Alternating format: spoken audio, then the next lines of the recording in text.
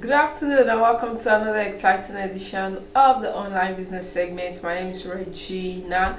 Today we're getting into something very special. Although a lot of brands or a lot of businesses online may not take this topic very seriously, but I just felt it's wise to bring it to our knowledge or to your notice as well. So today we're talking about bridging the gap between you and your customer online.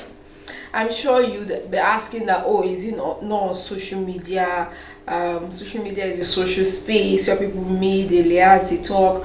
But you find out that there are some brands, well-known brands, that are not fake pages, they are not scammers, that have businesses, multiple businesses, and they have a lot of customer base, especially, let's say, Instagram, for example.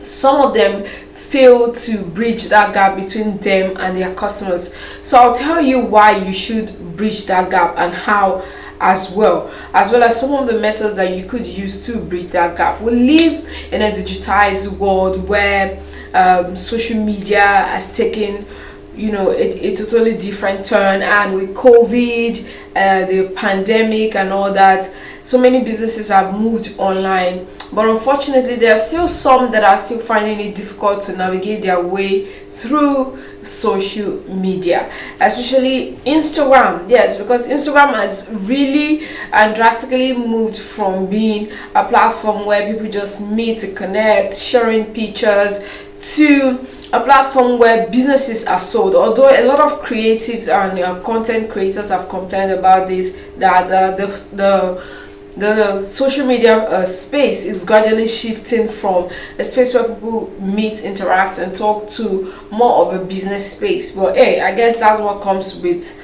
the current climate. So here are some of the ways that you could bridge the gap between you and your customers online. The first one: post behind the scenes pictures and videos. It could be before and after. It could be Instagram versus reality. People want to see the raw content. They want to see the idea, the brains, the work that goes into that perfectly edited Instagram Reels video, that perfectly edited 60 minutes video. Whatever the case is, they want to see what goes on behind the scenes. So let's say, for example, you sell cake online. People want to see BTS pictures of how messy your table gets before you come up with a fine finished product. They also want to see some of the mishaps that happen when you're trying to put together that perfect videos. And I must really commend some food bloggers. They've done a fantastic job at portraying this idea and making their content quite relatable, because you're watching a content creator, a food blogger, and you feel like, oh, she's so good at this, look at the way she just prepared this stew, it just went seamless.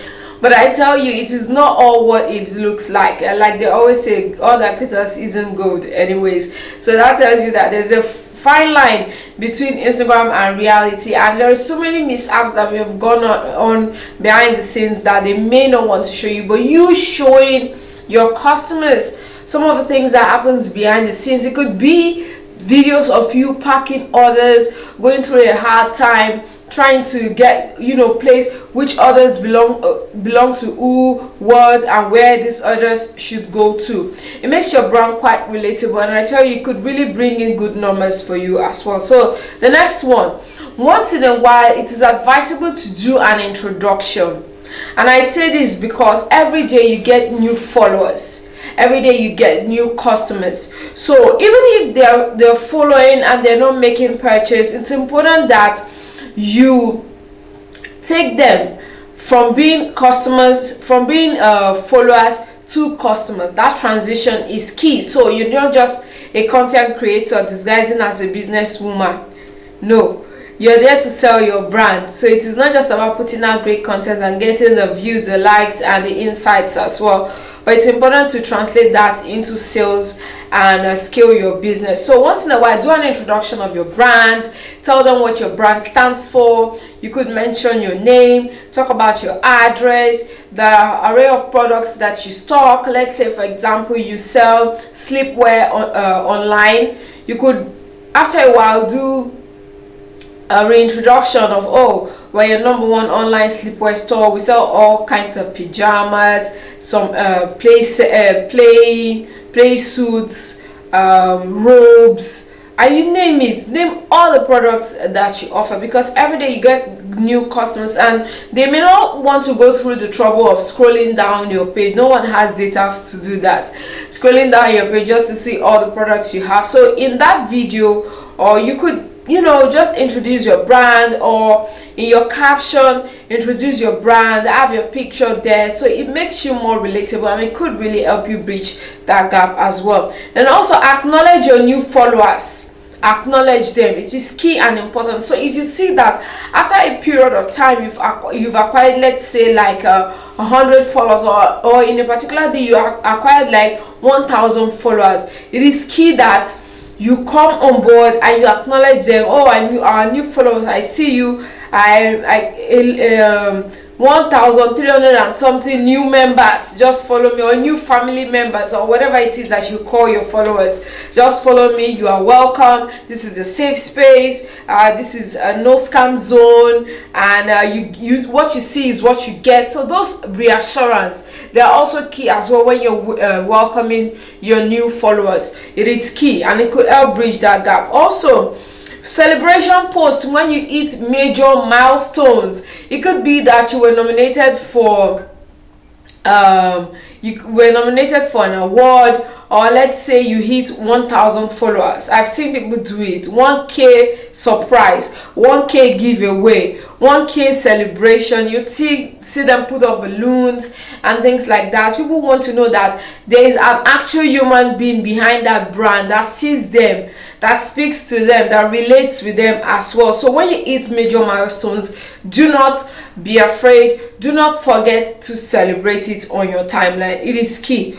Also, post real videos of products, either by trying them on, using a model to model the products, or by unboxing them as well. A friend of mine over the weekend purchased a shoe online, and then she kept asking the vendor how many inches. The vendor said 3 inches. And when she purchased the shoe came in, the shoe was like 4 inches or 3.5 inches. And she didn't want something that was too high, because she wanted a shoe that she could easily wear even when she's not going out with a car. Even when she's not going out with a car. And when the shoe came in, it was something entirely different. So post the real videos of the products that you're selling. We live in an age where there's scammers online. Even these scammers are even paying more money for sponsored posts than legit brands. No joke, it's no joke. They're paying for sponsored posts even more than legitimate vendors online. So post real videos of the product. It could be you wearing it, or it could be you showing the features of that product. Let's say, for example, you're promoting a tote bag. You open it, oh, it has 3 compartments, a smaller zipper, it has another compartment at the back. So videos like that could really help your customers to relate with you easily as well. You could be an unboxing. You could unbox, let's say, a new blender, show us all the components of the blender, if it has a dry blender, if it has a food processor, if it has a hand mixer, whatever the case is, whatever it is that is in that box. You show your customers, let them see firsthand what they are about to buy, and it could really help you relate with them well as well, thus bridging the gap. Then also join in on trends. There's so many trends on TikTok that you could join in, trends on Instagram as well. You could join in. I see a lot of food bloggers these days, they do this auntie's house or mommy's house, and they ask, which house are you going to? But both videos belong to them as well. So join in on trends. It could help you bridge that gap. What better way to welcome people on board or get your customers to trust you other than to chime in on trends. Also post reviews and real accounts of events as well.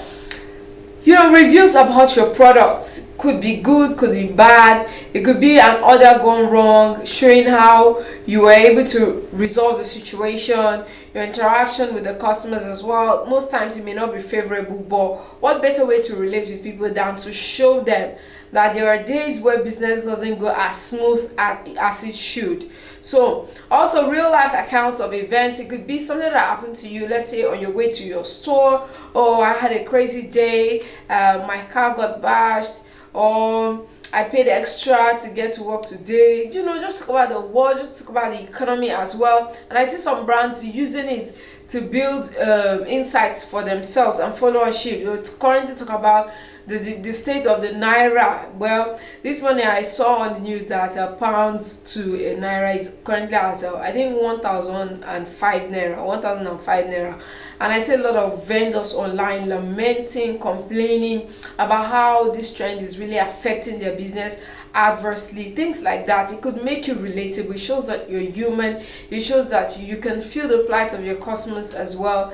And like I said earlier, I saw so many brands. Some said, oh, how will I be able to sell shoes to my customer if I had so amount to the amount of the bag? Would they even buy it? These days people are more interested in looking for what they will eat than buy shoe and bags. This type of things makes you relatable as a vendor online, makes you relatable as a business online. So while we're out there trying to scale up, let's integrate some of these ideas into our businesses, especially if your business is online. Even if you have a walk-in store, or if you have a walk-in store, provided that you have an account where you sell your businesses online, you should integrate these things into the operations of your business. Remember to like, comment, and share this video on Facebook at Broad Street Radio NG, Twitter at Broad Street RAD, Instagram at Broad Street RAD. See you on the next online business segment. In your face, all over the place. Broad Street Radio, your #1 business radio.